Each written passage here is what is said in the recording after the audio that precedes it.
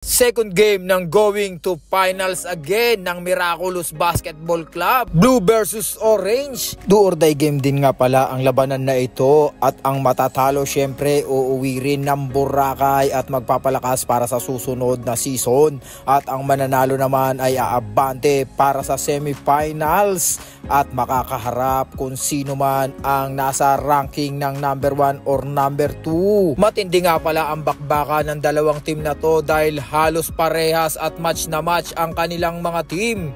Talagang palitan kung palitan.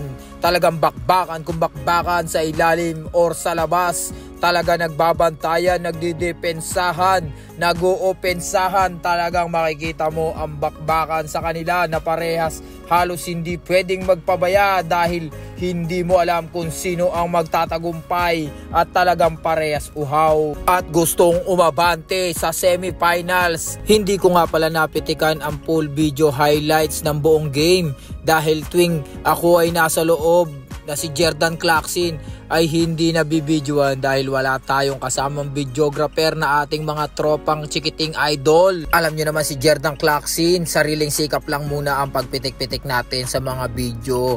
Pero sana mag-enjoy pa rin kayo sa aking mga naipopost na mga video, mga idol. Medyo tis-tis lang, wala pang pambayad kasi si Jordan Clarkson. Gago! Mula first quarter at second quarter nga pala ang Team Orange ang nangingibabaw sa labanan na ito. Maganda rin kasi ang nagiging ikot ng bola sa kanila at talagang may magagaling din talaga silang umaatake at tumitira sa mga perimeter. Samantalang ang Team Blue ay nag-i-struggle sa depensa, nalulusutan sila at parang nagiging malambot ang bawat player ng Team Blue. Pero ang malaking advantage ng Team Blue ay kumpleto sila 10 at ang Team Orange naman ay wawalo lang. Kaya meron silang technical free throw na 2 beses kada quarter. At hindi biro yon mga idol dahil nakakasugat din talaga ang technical free throw na yon. Kaya isa sa problema rin ng Team Orange yon. At isa pang malaking problema ng Team Orange dahil hindi hinahayaan ng Team Blue na mag-struggle sila sa depensa. Nagta-timeout sila at hindi hinahayaan ang pagkakamali. Kaya nagpipilitan din mag-effort ang bawat isa at nagtutulungan na kahit na hindi makashoot sa depensa naman bumabawi sila idol. At isa pang malungkot na pangyayari na hindi pumabor sa Team Orange nang biglang napulikat ang isa sa key player nila dahil napakahusay pa naman yun, napaka-sure ball sa may perimeter at magaling umatake sa basket. Kaya nung siya ay na-injury, sinamantala ng Team Blue ang pangyayari na yon. Sinunod-sunod nila ang pag-attempt ng basket at unti-unti nga nilang nakuha ang kalamangan sa Team Orange ng mga panahon na yon. Pero sadyang malakas din ang Team Orange kaya hindi rin talaga makalayo ang bawat isa.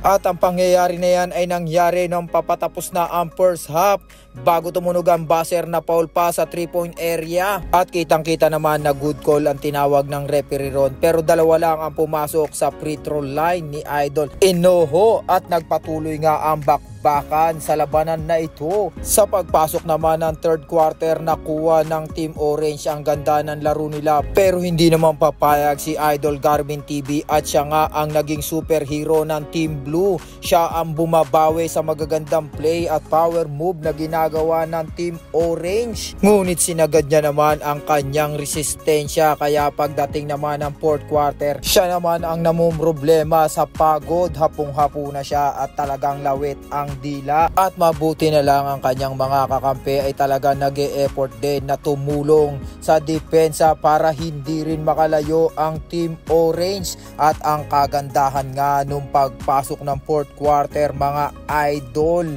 ay nagkaroon ng isang magandang laro ang Team Blue na isa talaga sa pinakamahirap na sitwasyon sa Team Orange sapagkat nung umayon sa Team Blue ang sitwasyon ng game, ang Team Orange naman ang nag-i-struggle at sila ay minamalas. Sabayan mo pa ng pagod hapo dahil iilan lang sila at nakalamang nga ng malaki ang Team Blue sa fourth quarter pero pinilit pa rin habulin ng Team Orange yun. Ngunit sa kasamaang palad ay hindi na sumasapat ang oras at hindi na talaga umaayon sa kanila ang sitwasyon. Kaya sa uli ang Team Blue ang nagtagumpay and thanks for watching!